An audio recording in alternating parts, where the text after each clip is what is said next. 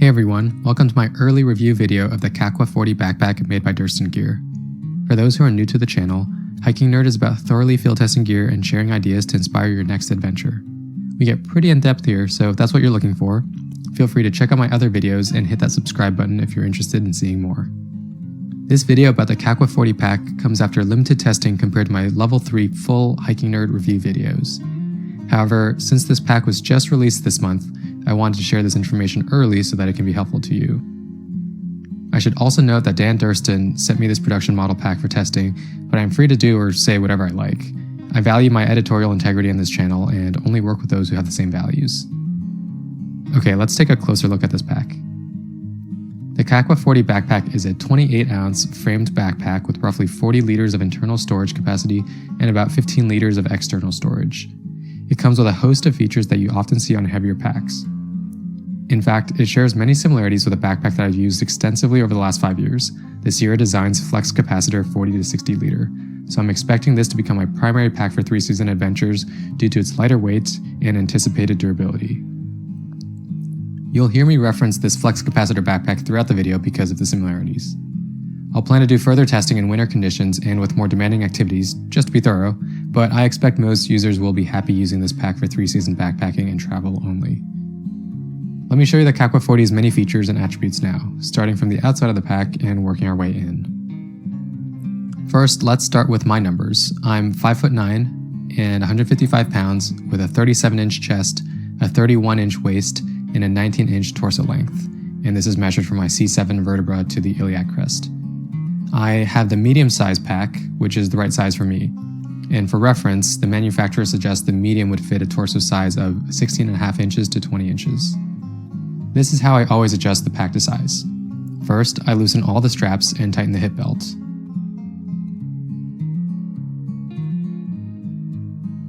Next, I snug the shoulder straps until I start feeling a little bit of weight on top of my shoulders.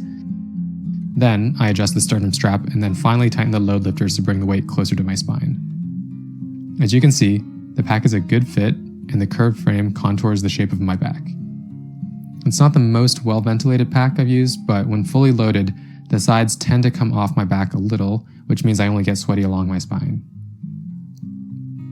Pack fit is an important element of comfort, so while you might really like the price point or specs of this pack, it is unlikely to work for everyone. For instance, the hip belt is sewn on and can adjust from 28 to 42 inches in circumference. This works for me right now, but we'll see if it continues to work on multi-week adventures where I will inevitably lose some weight. Those with a waist greater than 42 inches will need to wait for a future iteration of this pack or find a creative way to extend the strap length. The hip belt on the Kakwa 40 is a dual strap reverse pull design, which is easy to adjust and contours better around the hips. I got to experience this difference compared to a single strap design through the many iterations of the Flex Capacitor backpack, and it's a meaningful feature. I've been testing this hip belt's ability to carry loads and noticed that with 45 pounds of weight, the weight sits differently on the hip compared to the Flex Capacitor, which has a rigid hip belt with better contouring. With the Kakwa pack, I noticed initially an uncomfortable pressure on my left hip carrying over 30 pounds when I had all straps cinched equally on the left and right sides of the pack. This prompted me to tighten my left shoulder strap more than the right one due to the asymmetry of my body, which alleviated the discomfort.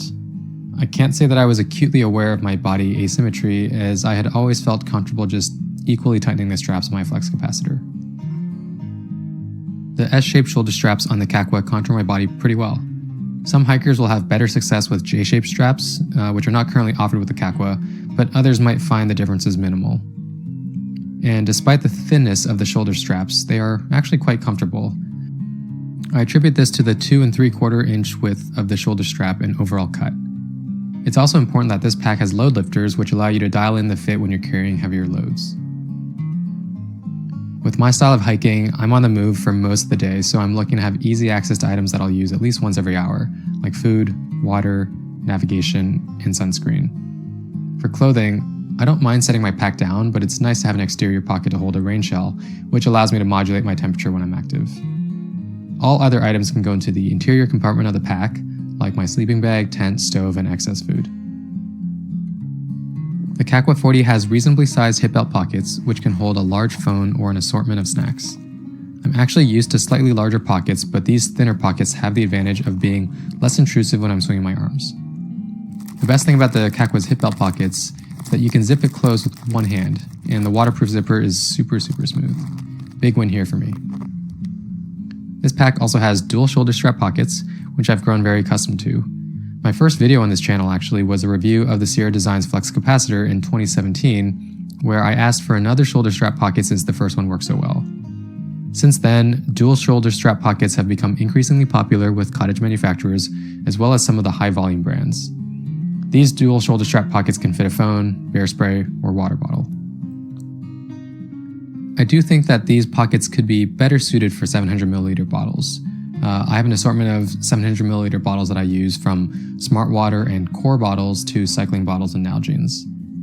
For winter trips, I like to carry this 710ml on-the-fly Nalgene bottle so I can pour boiling water into it. As you can see, it's not only a tight fit, but it also pulls the shoulder straps themselves. For a hard-sided bottle like this Nalgene, I can also feel a bit more pressure on my chest. I think this would be solved with two things. The first, a slightly larger circumference or a stretchier mesh and cord. And the second is adding more volume in the bottom of the pocket instead of the taper that we tend to see with a lot of minimalist packs. My personal preference when it comes to hydration is to carry a water bottle on my shoulder strap because it's just that much easier to access and it's always within sight, so I remember to stay hydrated. With that said, let's talk about the side pockets on this pack. One side pocket is tapered with water bottles in mind so that they're easily accessed with the right hand. My right arm actually has fairly poor mobility, but I'm still able to grab a water bottle from this pocket without much difficulty. I would expect that hikers who carry 1-liter smart water bottles are accustomed to carrying their water in the side pockets, so the smaller shoulder strap pockets may be a non-issue for them. There's also a small hole for a hydration hose near the right shoulder strap, if that's your preference.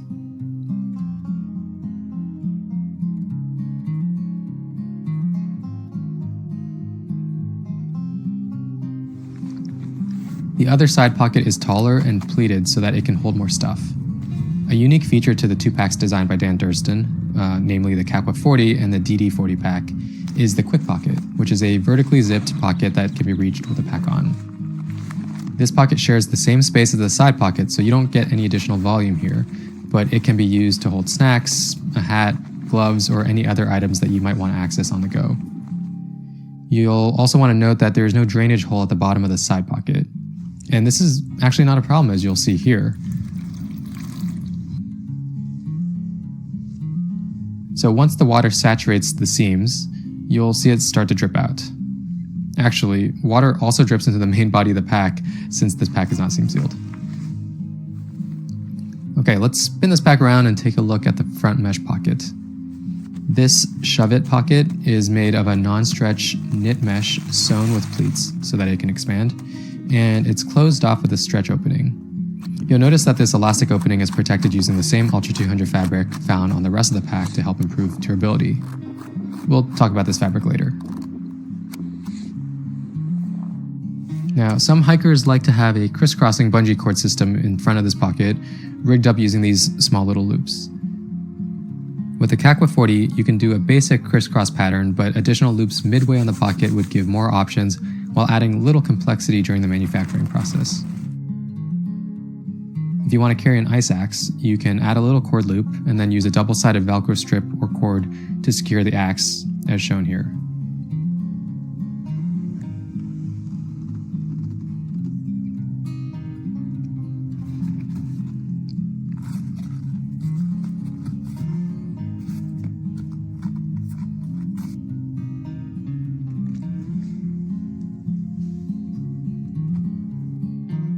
Finally, on the top of the pack we have the Y-strap and roll top closure. The Y-strap is handy for carrying bulky items to free up more space on the inside of the pack, like a tent or bear canister. I personally like to have my fully loaded bear canister inside the pack for better weight distribution, though I've seen people get creative with this. The roll top closure is pretty standard here, and you could skip buckling the roll top if you'd prefer to use the Y-strap instead to hold the roll top in place.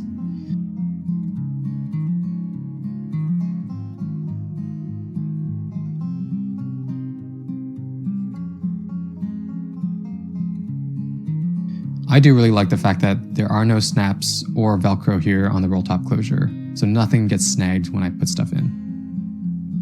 Looking at the inside of the pack, it's just a big compartment with a Velcro back panel that holds the frame and foam pad. The hollow aluminum frame weighs 3.5 ounces and is stiff. This is yet another similarity with a flex capacitor, which also used hollow aluminum tent pole tubes to create a tremendous load carrying ability. The Kakwa's frame slides into 2 reinforced sleeves in order to create a stiff vertical structure that can pass the load to the hip belts. If you're having trouble getting the frame back into the back panel, I'd suggest emptying your pack and then pulling upwards on the panel fabric while rolling the Velcro over the frame. You get better at it after a couple times, but I think there could have been an easy solution here to include a small pull tab on the flap that can double as a point of attachment for a hydration bladder. You can see that this pack should easily fit a BV500 or BV450 bear canister, or another similarly sized canister, despite the fact that it tapers a little bit at the bottom. Now, I don't really like to have my bear canister at the very bottom of the pack because for me, the bottom of that canister tends to rub against my tailbone. It's much more comfortable to have the bear canister sit on top of my sleeping bag. And the foam pad that comes with the Kakwa 40 only weighs a half ounce, but it actually does a good job of adding protection from the internal contents of the pack. Alright, now let's talk about the materials used for this pack. The reason I left this for last is because, while some gear nerds like me might be really eager to talk about fabrics, ultimately what I think is most important for a pack is everything else I spoke about earlier. If it doesn't fit right or have the right features, even the most cutting-edge fabrics won't make you happy.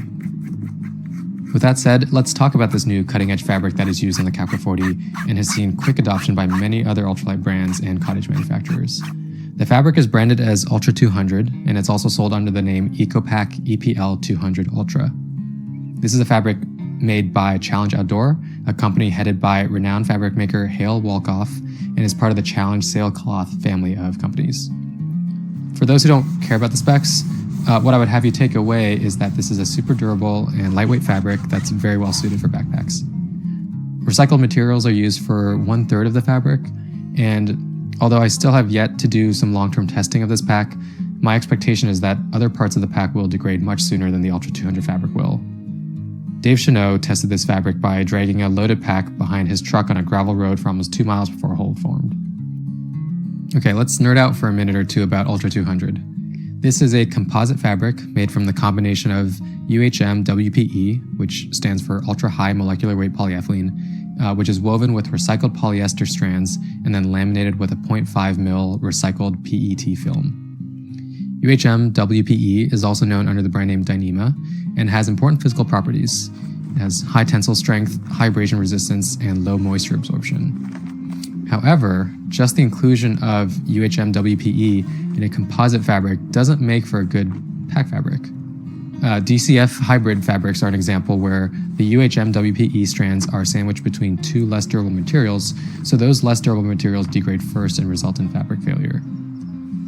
By comparison, the Ultra 200 is made by weaving 200 denier UHM WPE strands with some recycled polyester strands, and those polyester strands are there to help with adhesion. And then, as I mentioned before, it's further laminated with a special adhesive to a 0.5 mil recycled PET film. On the Kakwa, what this means is that the UHM WPE strands face outwards and will protect the pack from external damage, while the PET film that faces inwards provides some water resistance. And apparently it's more than 20,000 millimeters of hydrostatic head. It's also worth noting here that the PET film is there to lock the UHM WPE strands in place, and that the Kakwa backpack itself is not waterproof because the stitching allows water ingress. Should you ever need to repair a hole on this backpack, there won't be a problem because most repair tapes will adhere well to the PET film. So overall, I think that this is a highly refined backpack that comes in at a competitive weight and hiker-friendly features. Durston Gear, in partnership with Kaviso, have really set a high bar for others to match in terms of price. However, ultimately it's up to you, the consumer, to decide if the price justifies the value. Thanks for making it to the end of this video. Please let me know what you think in the comments below, and feel free to ask any questions as well. See you next time.